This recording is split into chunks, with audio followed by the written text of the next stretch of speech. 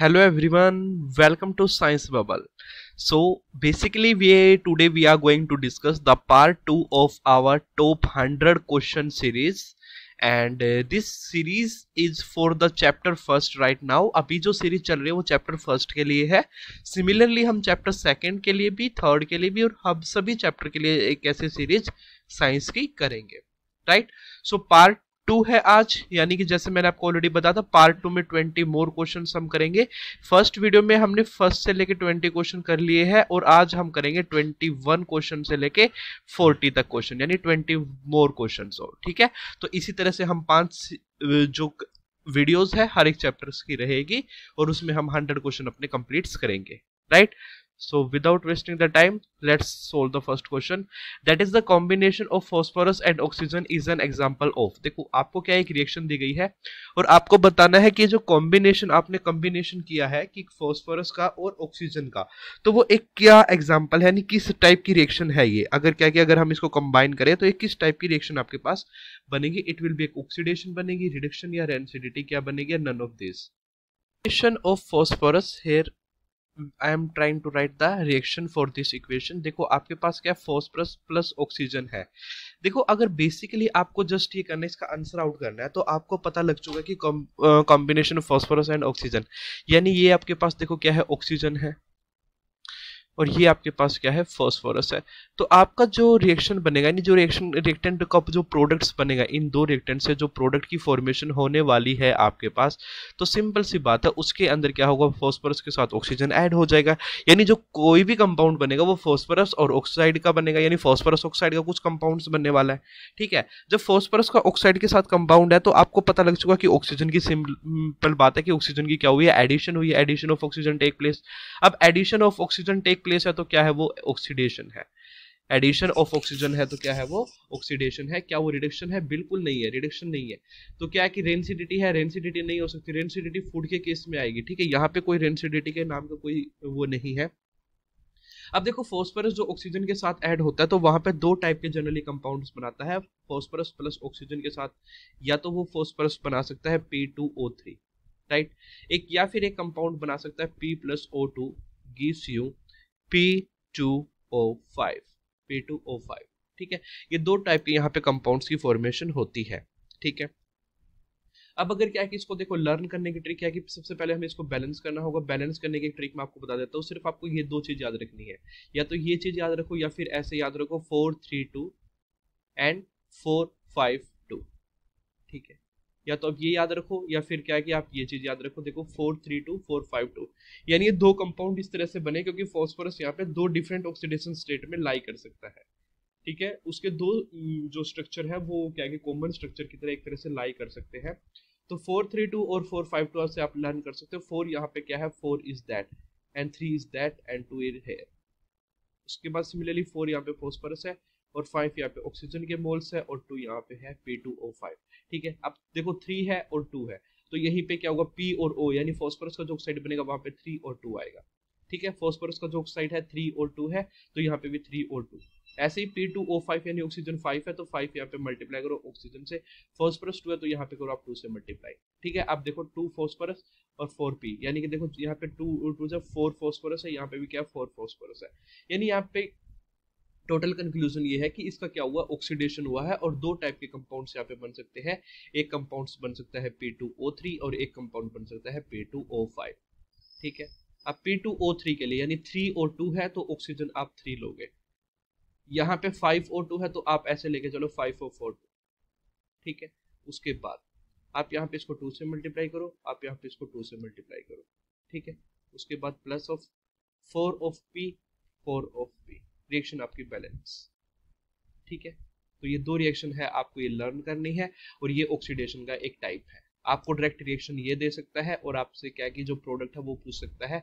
Option में आपको एक ऑप्शन ये दे देगा, एक ऑप्शन में आपको ये दे देगा. तो याद रखना अगर 3 है तो यहाँ पे भी O3 ही आएगा. ठीक है.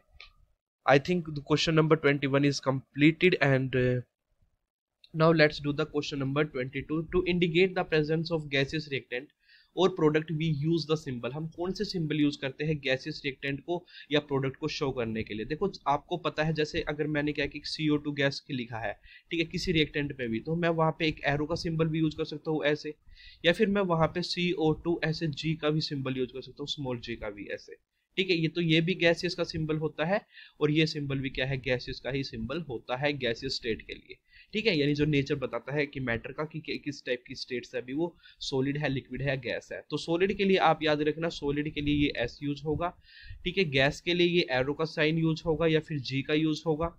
उसके बाद लिक्विड के लिए हम क्या किया, अगर डायरेक्ट लिक्विड है तो LV यूज कर सकते हैं, अगर एक्वस टाइप का लिक्विड है तो AQ भी हम यूज कर सकते हैं, राइट। और अगर सॉलिड है, PPT बने हैं तो हम PPT के लिए डाउन एरो का भी यूज करते हैं, यानी कोई सॉलिड मटेरियल हमारा फॉर्म हुआ है तो डाउन एरो का भी हम वहां पे यूज करते हैं, राइट। तो यहाँ पे देखो प्रोडक्ट G और रिएक्टेंट G ऐसे हम यूज कर सकते हैं, और अप एरो का है, अप एरो का भी मार्क हम यहाँ पे यूज कर सकते हैं। तो both A and B is the right answer for the question number 22। So the next question is 23. Let's do the 23 question number. Where is 23? So here the question number 23 is like that कि when calcium nitrate, here we have given calcium nitrate CaNO3 twice, ठीक है, is heated, इसको heat किया गया है, and it gives CaO plus NO2 nitrogen dioxide and O2 gas, right. The correct number of moles आपको बताने हैं, correct number of moles. देखो मोल्स क्या होते हैं, कोई भी जो रिएक्टेंट होता है उसके आगे जो हम स्टीरियो कोफिशिएंट हम यूज करते हैं, जो स्टीरियोकेमेट्री कोफिशिएंट हम जो यूज करते हैं यहाँ पे, ठीक है, जो भी नंबर्स हम यूज करते हैं तो वो एक्चुअली हमारा क्या है, मोल है, वो हमारा क्या है, मोल है। 11th क्लास में हम डिटेल में पढ़ेंगे कि मोल क्या होता है। वैसे अगर एक मोल है तो उसके अंदर क्या होता है कि जो जितना एटॉमिक मास यूनिट होता है किसी एलिमेंट्स का, तो वो उसके बराबर होता है। Atomic mass unit of an element या फिर किसी एटम का है। अगर हम कंपाउंड की बात करें तो उसका जो मोलिकुलर मास होता है तो उसका 1 मोल ही होता है, मोलिकुलर मास होता है किसी कंपाउंड का, ठीक है, तो वो 1 मोल होता है। तो कैल्शियम नाइट्रेट है, अगर इसका मोलिकुलर मास जितना भी है, ठीक है, तो वो उसका क्या होगा, 1 मोल के इक्वल होगा। तो करेक्ट नंबर ऑफ आपको मोल्स बताने हैं यहाँ पे कैल्शियम ऑक्साइड, ऐसे ही आपको यहाँ पे इसके मोल्स बताने हैं, यहाँ पे इसको इसके मोल्स बताने हैं और इसके मोल्स बताने हैं। यानी आपको टोटल कंक्लूजन क्या है, आपको इस रिएक्शन को बैलेंस करना है, दैट्स, ठीक है। तो नाइट्रोजन देखो, नाइट्रोजन हमारे पास यहाँ पे कितने हैं, नाइट्रोजन अभी हमारे पास क्या है, 2 है। यहाँ पे नाइट्रोजन कितनी है, 1 है। तो क्या मैं सबसे पहले नाइट्रोजन को बैलेंस करूँ, यहाँ पे मैंने किया 2 से मल्टीप्लाई, राइट। जब मैंने नाइट्रोजन को 2 से मल्टीप्लाई किया है तो मेरे पास अब देखो ऑक्सीजन, नाइट्रोजन तो बैलेंस है, ऑक्सीजन बैलेंस देखते हैं। नाइट्रो ऑक्सीजन यहाँ पे कितने, 3 and 3 2 जा 6, यहाँ पे 6 ऑक्सीजन यहाँ पे है। और राइट हैंड साइड में देखो 1 ऑक्सीजन, और यहाँ पे 2 2 जा 4 प्लस 2, तो 4 और 2 6 and 1 7, राइट। तो देर आर 7 ऑक्सीजन, यहाँ पे कितने, अभी 7 ऑक्सीजन है, ठीक है। तो हमने क्या करना पड़ेगा, इसको अगर मैं 2 से मल्टीप्लाई कर देता हूँ, अगर मैं इसको 2 से मल्टीप्लाई कर देता हूँ तो अब कितने हो जाएंगे, 2 से मल्टीप्लाई करने के बाद इसके पास 12 ऑक्सीजन हो जाएंगे यहाँ पे। अब ऐसा ही मुझे यहाँ पे देखो 2 कैल्शियम बन चुके, तो मैंने इसको यहाँ पे भी 2 से ही मल्टीप्लाई किया, 2 कैल्शियम बन चुके हैं, और यहाँ पे भी अब 2 ही आ जाएगा, ठीक है। 2 + 4 6 + 7 2, यानी अब यहाँ पे जो ऑक्सीजन है, टोटल ऑक्सीजन कितने हैं अब, 4 और 2 6 and 2 8, अभी 8 ऑक्सीजन है। हमें कितने चाहिए, हमें 4 ऑक्सीजन और नीड है, ठीक है। अगर मैं क्या कि यहाँ पे जैसे 2 है मेरा, अगर मैं इसी को 3 से मल्टीप्लाई करता हूँ, यहाँ पे अगर मैं 3 से मल्टीप्लाई करता हूँ, 3O2 करता हूँ, तो ये पहले कितने थे, 2 ऑक्सीजन थे, और अगर 3 से मल्टीप्लाई किया तो मेरे कितने हो जाते हैं, 6 हो जाते हैं, यानी 4 का डिफरेंस, यानी 4 ऑक्सीजन मेरे इंक्रीज कर गए यहाँ से, ठीक है। तो मैंने इसको 3 से मल्टीप्लाई किया। अब टोटल कंक्लूजन देखो क्या है आपके पास रिएक्शन में, CaONO3 का twice gives you arrow, that is heat symbol, 2CaO plus of 2NO2 plus of 3 of O2। कुछ इस टाइप की रिएक्शंस बने। क्या ये रिएक्शन बैलेंस है, चेक करना पड़ेगा। कैल्शियम 2 है, कैल्शियम 2 है, ऑक्सीजन कितने यहाँ पे 2 + 4 + 6, 3 2 जा 6, यहाँ पे 12 ऑक्सीजन अभी, एंड 3 2 जा 6 6 2 जा 12, यहाँ पे अभी 12 ही ऑक्सीजन है, राइट। कैल्शियम मेरा बैलेंस है, कैल्शियम भी मेरा बैलेंस है। नाइट्रोजन मेरा 2 है, यहाँ पे मेरा नाइट्रोजन यहाँ पे भी क्या है 2, और 2 से मल्टीप्लाई ये ऑलरेडी है, तो अब नाइट्रोजन मेरे 4 हो गए यहाँ पे, ठीक है। देखो नाइट्रोजन यहाँ पे 2 से ठीक है, 2 नाइट्रोजन तो ये है ऑलरेडी और 2 नाइट्रोजन ये है, तो नाइट्रोजन मेरे 4 बन गए, यानी ये तो बैलेंस नहीं हो पाई। अब मुझे राइट हैंड साइड में भी क्या चाहिए, 4 ही नाइट्रोजन चाहिए। अगर मैं यहाँ पे 4 से मल्टीप्लाई करता हूँ, फिर उसके बाद मेरे जो ऑक्सीजन के नंबर है वो चेंजेस हो जाते हैं, राइट। अगर मैं इसको मैंने यहाँ पे क्या किया है, 4 से अगर मल्टीप्लाई कर दिया तो ऑक्सीजन के नंबर है वो भी अनबैलेंस हो जाते हैं मेरे यहाँ पे, ठीक है। तो कैसे क्या कर सकते हैं फिर इस रिएक्शन को, देखते हैं एक बार करके देखते हैं। क्यों ना मैं इसको 4 से मल्टीप्लाई कर दूं और ऑक्सीजन के जो नंबर्स मैंने इंक्रीज किए थे उसको मैं यहाँ से अगर डिक्रीज कर देता हूँ, ठीक है। तो अब इस रिएक्शन को चेक करते हैं। देखो 2 कैल्शियम है। अब कैल्शियम यहाँ पे क्या कि एक तरह से पहले ऑक्सीजन को बैलेंस करते हैं। ऑक्सीजन यहाँ पे कितने हैं, 3 2 जा 6 एंड 6 2 जा 12। अभी 12 ऑक्सीजन यहाँ पे है हमारे पास, और यहाँ पे कितने हैं, 2 है, और मैंने 4 को मल्टीप्लाई किया इसके साथ, तो 4 2 जा 8, यहाँ पे 8 है और 2 है, ठीक है। ऑक्सीजन अभी मेरे बैलेंस है, ऑक्सीजन भी बैलेंस है, नाइट्रोजन भी बैलेंस है। तो क्या आया है, कोफिशिएंट पहले में 2 आया है, उसके बाद फिर 2 है, उसके बाद 4 है, और उसके बाद क्या है, 1 है, ठीक है। तो ऑप्शन 2 2 4 1, 2 2 4 1 कौन से ऑप्शन में, 2 2 4 1 देखो ये रहा, 2 2 4 1 यहाँ पे है इस ऑप्शन में, ठीक है। यानी कि जो कैल्शियम नाइट्रेट है, कैल्शियम नाइट्रेट के पास क्या है, 2 से मल्टीप्लाई है। CaO किससे मल्टीप्लाई, 2 से है। उसके बाद NO2 किससे है, 4 से है, और ऑक्सीजन का सिर्फ 1 मोल है, राइट। तो इसी तरह से हम बाकी रिएक्शंस को भी बैलेंस कर सकते हैं, ठीक है।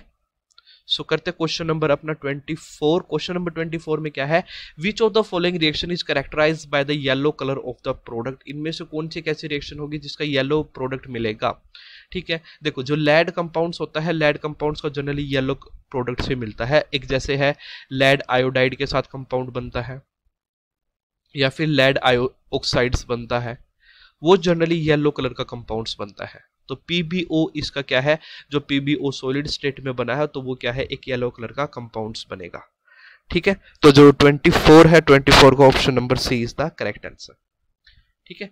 जो ऑप्शन सी है वो क्या है, करेक्ट आंसर है, क्योंकि इसमें जो PbO है वो क्या बनेगा, एक येलो कलर का कंपाउंड बनेगा।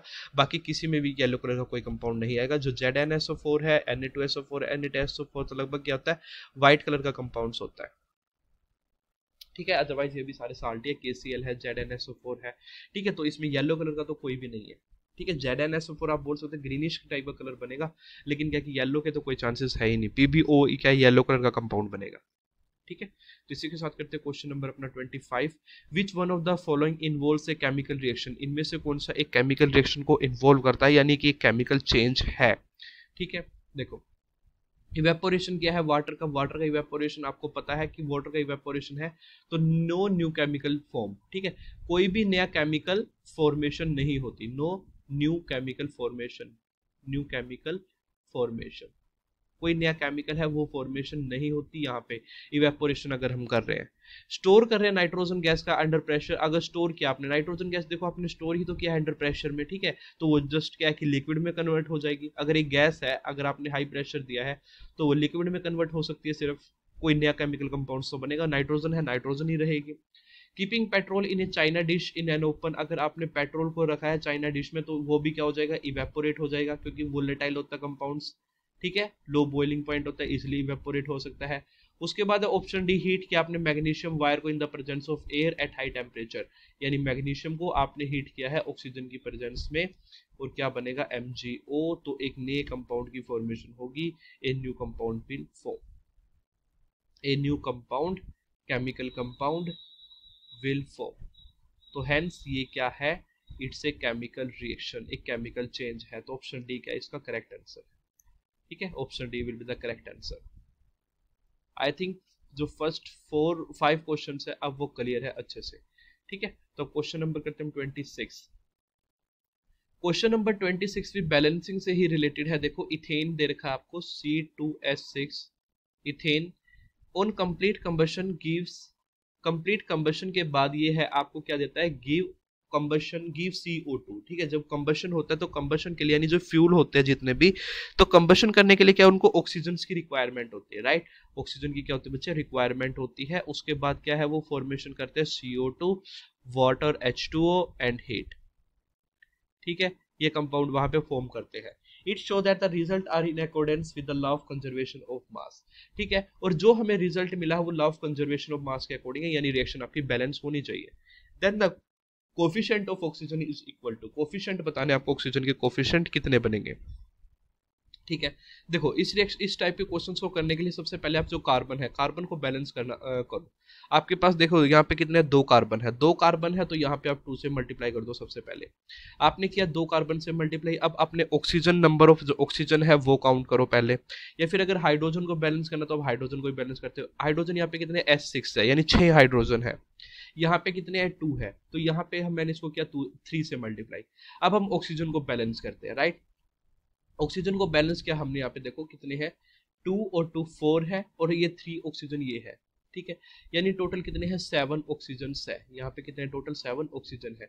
तो आपको मिला कुछ ऑप्शन 7 है ना, 7 ऑप्शन मिल चुका है। देखो अब अगर मैं क्या कि इसी ऑप्शन को अगर मैं 7/2 यानी ऑप्शन डी को यहाँ पे ट्राई करता हूँ, तो 2 से मेरा 2 कैंसिल आउट हो जाता, तो मेरा कितने, ये 7 ऑक्सीजन ही है, ठीक है। 7 ऑक्सीजन एटम्स है।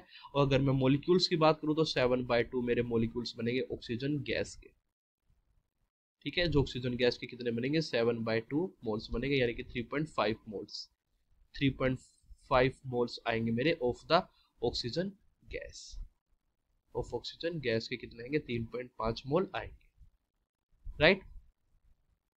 इसी के साथ हम क्वेश्चन नंबर करते हैं, क्वेश्चन नंबर 27, ठीक है। ये क्वेश्चन क्या है कि इसमें जो ऑप्शन जो 26 था, जो उसमें देखो अगर आपको क्या है कि यहाँ पे 7/2 के प्लेस पे अगर क्या कि आपको कुछ नहीं दिया गया, तो आप डायरेक्ट इस इक्वेशन को 2 से मल्टीप्लाई भी कर सकते हो। अगर आपको लगता है कि 7/2 में कंफ्यूजिंग है तो आप 2 से मल्टीप्लाई कर दो इसको, 2C2H6 बनेगा, फिर वहां पे उसके बाद 7 ऑफ O2 बनेगा, और यहाँ पे बनेगा 4 ऑफ CO2। पूरी इक्वेशन को मैंने क्या कि 2 से मल्टीप्लाई किया है, और 6 ऑफ H2। अब भी ये इक्वेशन क्या रहेगी, बैलेंस ही रहेगी, ठीक है। अगर इसको 2 से मल्टीप्लाई कर दिया जाता तो कंप्लीट पूरी इक्वेशन को, ठीक है। उसी के साथ करते हैं हम क्वेश्चन नंबर 27। एक पाउडर्ड साल्ट है X है, इन ए ड्राई टेस्ट ट्यूब है that was heated that evolve brown fumes देता है नाइट्रोजन डाइऑक्साइड की, एंड येलो रेसिड्यू देता है लेड ऑक्साइड का, इज आल्सो फॉर्म्ड। तो द साल्ट X, जो साल्ट X बना है वो क्या बना है बच्चे, बताओ। क्वेश्चन बिल्कुल सिंपल है, क्वेश्चन बिल्कुल सिंपल है कि क्या किया है। देखो जो PbNO3 है, देखो ऑप्शन यहाँ पे 2 ही ऑप्शन आपको दे रखे हैं, तो PbNO3 अगर हम लेके चलते हैं PbNO3 की ट्वाइस, देखो क्वेश्चन में एक पाउडर कोई X है, साल्ट X है, ड्राई टेस्ट ट्यूब में उसको हीट किया गया है, और वो इवॉल्व करता है brown fumes of nitrogen dioxide, यानी जो प्रोडक्ट बना रहा है ना वो नाइट्रोजन डाइऑक्साइड बना रहा है। तो क्या ऑप्शन ए से कहीं नाइट्रोजन आ सकता है? पहले ऑप्शन में क्या है, इट्स क्या है, सल्फाइट है, SO3 MgSO3 जब है ही नहीं, कोई नाइट्रोजन का कंपाउंड है ही नहीं, तो कहां से आएगा, ठीक है। तो PbNO3 इसका ऑप्शन बिल्कुल करेक्ट है, ठीक है। बिना देखे क्या कि आप ऑप्शन को मतलब कि नाइट्रोजन डाइऑक्साइड है NO2 कहां से आएगा, बी ऑप्शन से ही तो आएगा NO2, यहाँ पे तो आने का कोई चांसेस ही नहीं है, NO2 कहां से आ जाएगा, ठीक है। तो PbNO3 की ट्वाइस को जब हम हीट करते हैं तो वहां पे क्या मिलता है, PbO भी मिलता है, लेड ऑक्साइड है ना, लेड ऑक्साइड PbO मिलता है, और ये किस कलर का होता है बच्चे, येलो कलर का होता है। इससे पहले क्वेश्चन हम कर भी चुके हैं कि PbO हमारा क्या होता है, येलो कलर का कंपाउंड होता है। प्लस ऑफ हमें क्या मिलता है, 4 ऑफ NO2 मिलती है, प्लस ऑफ ऑक्सीजन गैस मिलती है। इसी टाइप का क्वेश्चन हमने ऑलरेडी किया है, अभी थोड़ी देर पहले किया था, देखो ये रहा, ठीक है। ये Pb3O4 था, ठीक है, Pb3O4 था, और एक कंपाउंड सा ये रहा, कैल्शियम नाइट्रेट का क्या था। तो ऐसे ही अगर यहाँ पे PbNO3 है तो उस कंपाउंड सारे के सारे क्या बनेंगे, सेम ही बनेंगे। PbNO3 है तो देखो यहाँ पे कैल्शियम के प्लेस पे क्या आएगा, PbO आएगा, प्लस NO2 ऐसे कैसे आएगा, और ऑक्सीजन ऐसे कैसे आएगा, ठीक है। रिएक्शन को हमने बैलेंस किया था 2-2-4-1 से, सेम यहाँ पे वही रिएक्शन बैलेंस होगी 2-2-4-1, ठीक है। तो इसी के साथ करते हैं अब हम क्वेश्चन नंबर 28, ठीक है। क्वेश्चन नंबर 28 क्या कहता है हमें, एक रेडिश ब्राउन कलर का मेटल है, यूज किया जाता है किसी इलेक्ट्रिक वायर में, ठीक है। रेडिश ब्राउन कलर का कौन सा मेटल है जो इलेक्ट्रिक वायर बनाने में क्या क्या यूज किया जाता है, पहले आप मुझे ये बता दो। अगर इलेक्ट्रिक वायर आपको पता है तो ठीक है, कॉपर यूज कर लेते हैं, सिल्वर यूज कर लेते हैं, लेकिन क्या है कि जो सिल्वर होता है उसका तो कलर बिल्कुल ब्राउन होता ही नहीं है, तो कॉपर होता है, कॉपर हमारा ब्राउनिश कलर का होता है, ठीक है। तो रेडिश ब्राउन कलर्ड मेटल है, यूज किया जाता है इलेक्ट्रिक वायर में। When powdered and heated strongly in an open China dish, its colour turn black, ठीक है। तो ब्लैक कलर में वो कन्वर्ट हो जाता है। ब्लैक कलर में कौन कन्वर्ट होता है, बताया था आपको, कॉपर प्लस अगर ऑक्सीजन की लेयर है उसको बर्न किया जाता है तो कॉपर ऑक्साइड बनता है, ठीक है। इसको बैलेंस करने के लिए 2 से मल्टीप्लाई, यहाँ पे 2 आया, ठीक है। When hydrogen gas is passed over the this black substance, अगर हाइड्रोजन गैस यहाँ पे पास आउट की जाती है, यानी CuO है, इससे अगर हम हाइड्रोजन गैस पास आउट करते हैं तो ओवर दिस ब्लैक सब्सटेंस, यानी ये जो ब्लैक सब्सटेंस है, ठीक है, यहाँ पे हमने क्या किया, हाइड्रोजन गैस पास आउट की, तो it regains it original colour, दोबारा अपना कलर रिगेन कर लेता है, क्योंकि यहाँ पे क्या हो जाता है फिर इसका Cu प्लस ऑफ OH2O, यानी इस कंपाउंड का क्या हो जाता है यहाँ पे reduction. Reduction means loss of oxygen. ठीक है, पहले स्टेप में क्या हुआ है, ऑक्सीडेशन। फर्स्ट स्टेप में क्या हुआ, कॉपर का क्या हुआ, ऑक्सीडेशन। ऑक्सीडेशन होने पे वो ब्लैक कलर में कन्वर्ट हुआ, और जब रिडक्शन हुआ, रिडक्शन होते ही वो दोबारा से किस कलर में हुआ बच्चे, ब्राउन कलर में कन्वर्ट हुआ। ठीक है, based on this information the metal and the black coloured compounds क्या है, तो वो क्या है बच्चे, कॉपर एंड कॉपर ऑक्साइड। ठीक है, कॉपर क्या है, एक ब्राउन कलर है, और कॉपर ऑक्साइड क्या है, ब्लैक कलर है। तो जो metal and the black colour substance is known as the copper and copper oxide. तो option C is the correct answer. इसी के साथ हम करते हैं question number 29। When dilute sulphuric acid is added to a piece of iron sulphide. देखो आपने क्या लिया है, H2SO4 लिया है, और उसको हमने रिएक्शन कराया किसके साथ, FeS के साथ, फेरस सल्फाइड, आयरन सल्फाइड के साथ। ठीक है, हाइड्रोजन सल्फाइड गैस यानी कि H2S gas will form is produced and soluble FeSO4, soluble FeSO4 will form। ठीक है, सल्फेट है, देखो दो आयन है, SO4 2 नेगेटिव, और यहाँ पे क्या है, H2 negative, sulphide H2 negative, और ये क्या है, सल्फेट 2 नेगेटिव। ठीक है, तो H2S प्लस ऑफ FeSO4, यानी कि देखो H2 है, H2 जो SO4 है, सल्फेट है, वो कहाँ पे गए, आयरन के पास गए हैं। ठीक है, जो सल्फेट के आयन है आयरन के पास, यानी जो दो आयन्स का एक्सचेंज हो गया है, SO4 2 नेगेटिव पहले हाइड्रोजन के पास थे, वो किसके पास है, आयरन के पास है। ऐसी जो आयरन के पास सल्फाइड था H2 नेगेटिव, तो वो कहाँ पे, अब H2 यानी हाइड्रोजन के पास है। ठीक है, तो जब दो आयन्स का एक्सचेंज होता है तो उस टाइप की रिएक्शंस को हम क्या बोलते हैं बच्चे, डबल डिस्प्लेसमेंट रिएक्शन। तो ऑप्शन डी इसका क्या है, करेक्ट आंसर है। डीकम्पोजिशन बिल्कुल नहीं है, कॉम्बिनेशन बिल्कुल नहीं है, डिस्प्लेसमेंट एक सिंगल डिस्प्लेसमेंट नहीं है, ये डिस्प्लेसमेंट है लेकिन सिंगल डिस्प्लेसमेंट नहीं है, ये एक डबल डिस्प्लेसमेंट का एग्जांपल है। ठीक है, उसके बाद करते हैं क्वेश्चन नंबर 30। ठीक है, तो क्वेश्चन नंबर 30 में क्या कहता है हमें, the following reaction is used for the preparation of oxygen gas in the laboratory. एक लेबोरेटरी में फॉलोइंग रिएक्शन की गई है, 2KClO3 प्लस ऑफ, उसको हीट किया गया किसी कैटलिस्ट की प्रेजेंस में, 2 of KCl plus of 3 oxygen की फॉर्मेशन होती है। Which of the following statement is or are correct about the reaction. इनमें से कौन सी स्टेटमेंट है जो करेक्ट है। ठीक है, तो क्या एक it is a decomposition reaction and endothermic reaction, क्या ये डीकम्पोजिशन रिएक्शन है, बिल्कुल डीकम्पोजिशन तो है, क्योंकि कंपाउंड्स क्या हुआ, ब्रेक हुआ है। ठीक है, उसके बाद it is a combination reaction, combination बिल्कुल नहीं है। ठीक है, कॉम्बिनेशन बिल्कुल नहीं है। Option C, it is a decomposition reaction and accompanied by the release of heat, यानी जो हुई है ये, इस रिएक्शन ने टेक प्लेस किया है, वो उसी टाइम पे किया है जब इसको हीट मिली है। ठीक है, उसके बाद it is A photochemical decomposition reaction. Photochemical decomposition reaction वो होते हैं जिसको लाइट की हमें फॉर्मेशन करनी है, यानी सनलाइट की प्रेजेंस में रिएक्शन होती है। तो देखो डीकम्पोजिशन रिएक्शन तो है, लेकिन एंडोथर्मिक क्या होती है, एंडोथर्मिक वो रिएक्शन होती है जिसको हमें जो हीट एनर्जी है वो हमें देनी पड़ती है ना, हीट एनर्जी का हमें क्या करना पड़ता है, उसको प्रोवाइड करना पड़ता है। We have to provide the endothermic reaction, क्योंकि हमने यहाँ पे हीट दी है, हीट दी है तो वो क्या है, एंडोथर्मिक। अगर हीट बाहर निकलनी है, हीट अगर बाहर निकले तो वो क्या है, एक्सोथर्मिक रिएक्शन। तो क्या होती है, एक्सोथर्मिक। तो अभी हीट हमने इसको देनी पड़ी है ना, हीट दिख रही है, तो क्या है, ये एंडोथर्मिक रिएक्शन है। अगर and accompanied by the release of heat, अगर रिलीज ऑफ हीट है, या इसका क्या मतलब है, इट्स एक्सोथर्मिक रिएक्शन। तो ऑप्शन सी में आपको एक्सोथर्मिक दिया गया है, और ऑप्शन ए में आपको एंडोथर्मिक दिया गया है। तो एंडोथर्मिक इसका क्या है, करेक्ट आंसर है, क्योंकि यहाँ पे हीट हमने प्रोवाइड की है, तो इट्स एंडोथर्मिक इन नेचर। इसी के साथ करते हैं हम क्वेश्चन नंबर 1 यानी कि 31। क्वेश्चन नंबर ये है, क्या है, 31 है बच्चे, तो इसको थोड़ा ध्यान रखना। Question number 31, then 32, 33 and 34, 35। यानी देखो डिफरेंट टाइप के क्वेश्चंस मैंने आपको करवाने हैं। तो ये क्या है, अब 30 क्वेश्चंस हम क्या है, MCQ कर चुके हैं। इसी के साथ क्या कि इसमें क्या कि fill in the type blank question है वो भी आ सकते हैं। तो फर्स्ट क्वेश्चन क्या है, when calcium carbonate is heated it decompose to. देखो कैल्शियम कार्बोनेट है, उसको हीट किया गया है, तो किस में डिकम्पोज होता है, CaO, calcium oxide plus of CO2, right. तो ये रिएक्शन आपको लर्न करनी है, और यहाँ पे CO2 विल भी एक गैस रहेगी, और कैल्शियम ऑक्साइड क्या रहेगा, एक लिक्विड रहेगा। उसके बाद प्रेसिपिटेशन रिएक्शंस प्रोड्यूस करते हैं इनसॉल्युबल साल्ट। हमेशा याद रखना जो इनसॉल्युबल साल्ट्स होते हैं वो प्रेसिपिटेशन रिएक्शंस में बनते हैं, और जो सोल्यूबल साल्ट होते हैं वो क्या किस में बन सकते हैं, न्यूट्रलाइजेशन रिएक्शंस में बन सकते हैं। ठीक है, जो सोल्यूबल साल्ट और न्यूट्रलाइजेशन रिएक्शंस में बनते हैं, insoluble salt always take place in the precipitation reaction, because यहाँ पे प्रेसिपिटेट का मतलब ही ये है कि सॉलिड स्टेट की फॉर्मेशन होना, कुछ सॉलिड कंपाउंड्स का बनना। Electrolysis of water is a, electrolysis यानी कि जो इलेक्ट्रिसिटी प्रोवाइड की है उसके बाद हम वाटर है, वाटर के को आयंस में ब्रेक डाउन कर रहे हैं। ठीक है, इलेक्ट्रिसिटी और इसके बाद इलेक्ट्रोलिसिस करके जो H पॉजिटिव है, H पॉजिटिव के साथ कंबाइन करके क्या बनाता है, H2 और हाइड्रोजन और ऑक्सीजन गैस की फॉर्मेशन करते हैं जो, तो वो क्या है, electrolysis of water is a electric decomposition reaction से। क्या है, इलेक्ट्रिक, यानी कि इलेक्ट्रिसिटी हमें प्रोवाइड करनी पड़ती है, उसके बाद हम इलेक्ट्रोलिसिस कराते हैं। Question number 4, the reaction in which energy is absorbed, एक ऐसी रिएक्शन जहां पे एनर्जी एब्जॉर्ब होती है उसको हम क्या बोलते हैं, एंडोथर्मिक बोलते हैं। The new substance produce in reaction are called the product, जो न्यू सब्सटेंस बनता है किसी भी रिएक्शन में उसको हम क्या बोलते हैं, प्रोडक्ट बोलते हैं बच्चे।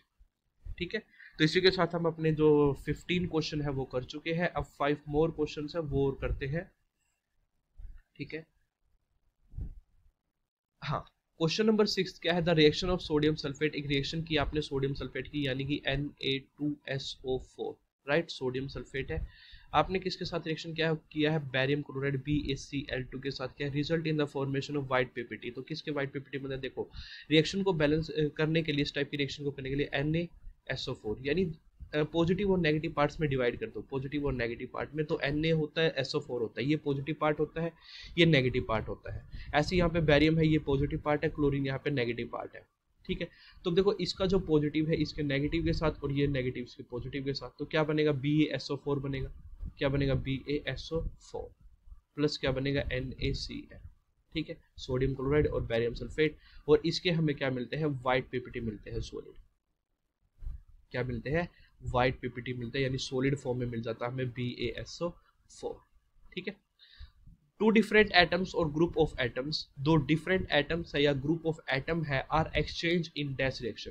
ठीक है, देखो एक क्वेश्चन नंबर 6 था जो इसमें कोई ये कह सकता है कि जो NaCl है सर वो भी तो क्या कि व्हाइट टाइप बनाएगा, व्हाइट पीपीटी बनाएगा, और ये भी क्या एक सॉलिड ही है लेकिन बनाएगा। ठीक है, लेकिन क्या है कि जो ये आपने सॉल्यूशन जब Na2SO4 सोडियम सल्फेट और बैरियम क्लोराइड जब आपने सॉल्यूशन तैयार किया था तो वो वाटर के अंदर तैयार किया था, किस में तैयार किया था बच्चे, वाटर में, यानी कि ये एक्वस सॉल्यूशन है। ये क्या है, एक्वस सॉल्यूशन। जब एक्वस सॉल्यूशन हम लेके चलते हैं तो जो हमारा सॉल्यूशन बनेगा, प्रोडक्ट बनेगा, वो भी एक्वस में ही बनेगा, वहां पे भी पानी ही होगा, लिक्विड ही होगा, तो NaCl उस एक्वस में डिसोल्व हो जाता है, लेकिन बैरियम सल्फेट है वो डिसोल्व नहीं हो पाता। दैट इज वाई इसी को हम बोलते हैं प्रेसिपिटेशन रिएक्शंस बोलते हैं, क्योंकि यहाँ पे क्या बनता है, एक इनसॉल्युबल साल्ट बनते हैं।